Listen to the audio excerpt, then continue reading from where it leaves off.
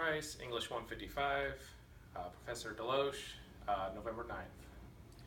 Giving a speech today about how to scuba dive in about 5 to 7 minutes. It's going to be really quick, really simple. After I'm done, you'll have the basic understanding of how to scuba dive, but you're not going to be certified. I don't have the power to certify you, and that's going to take many more classes.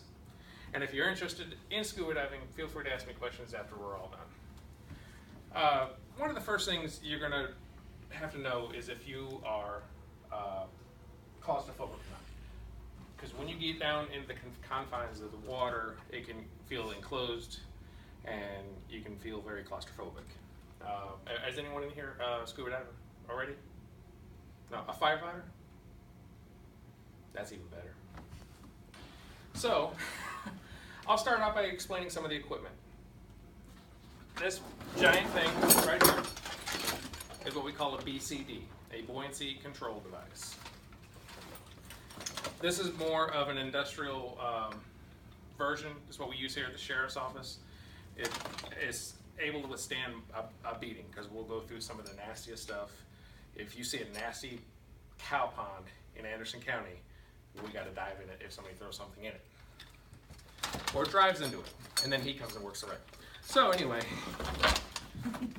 part of this BCD, you got your inflator valve. One button inflates, this button deflates. When you inflate, this can hold 60 pounds per side. It's got 2 bladders in here, and it'll shoot you right out of the water.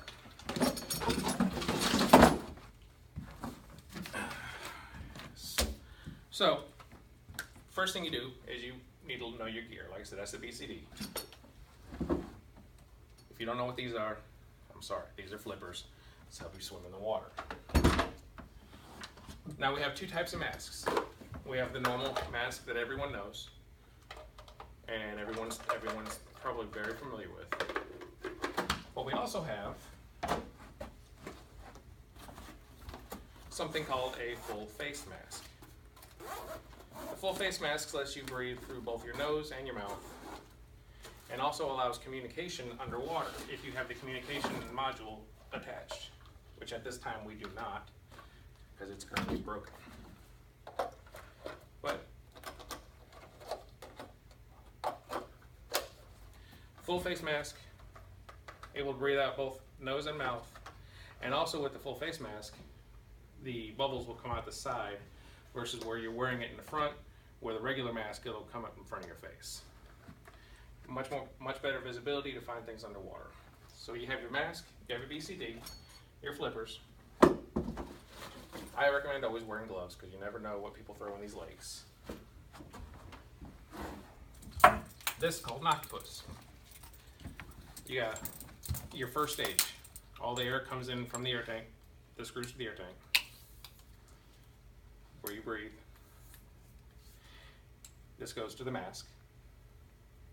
Or if you're using the standard mask, it would go to another piece that looks just like this. This is your secondary. If the first fails, you go to this. This would go if you wear a dry suit. Dry suits have a valve on them where you can inflate and use it instead of that, the buoyancy control device. This goes to the buoyancy control device to provide it air. And then you have your gauges. It will tell you how much air you have, how deep you are, and if your compass is working, what direction you're facing. So, now that you have all your gear and assembled, you got to go to the pool. And going to the pool, they'll take you in very shallow water, get you used to the kicks. There's a few different types of kicks. There's the standard kick that you're swimming. There's the frog kick, which is it's hard to explain, but you basically have your knees kicked up and your fins towards the top, and you're just moving them like that, so you're not bothering the silt and the bottom. Because as a scuba diver for the Sheriff's Office, our goal is to get to the bottom. We're not there to pleasure dive and look at the pretty sights. We want to get to the bottom and find our stuff. So usually when we come back out, we're covered in mud. Anyway, I think where I was. So after you go to the pool session, you're going to be go there 3 times. Then after that, your instructor is going to take you to the lake. This is the real test because they're going to take you down to 20, 40 feet, deeper than you've ever been. That's when you're really going to know if you're claustrophobic or not. That's when this comes in handy. This is a dive computer.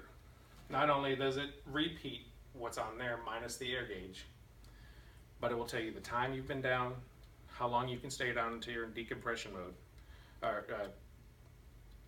until you have to go to a decompression chamber, which is not a good thing. That means you've built up too much nitrogen in your blood.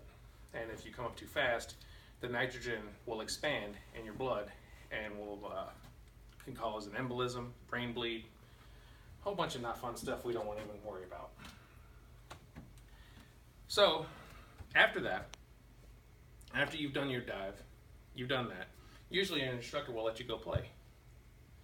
And that's when you can really, you know how when the first time you drive with an instructor, you're really nervous. But once you're finally free,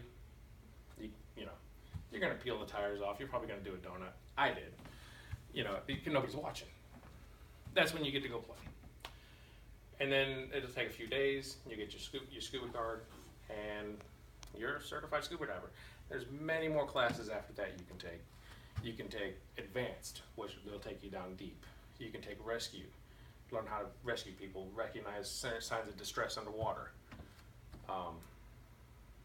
It opens up so many worlds. And like I said, I'm JPrice. I'm a diver for the Sheriff's Office. We get all the guns, dead bodies, cars, and everything out of the lake. Any questions? I'll be happy to answer questions after the essay.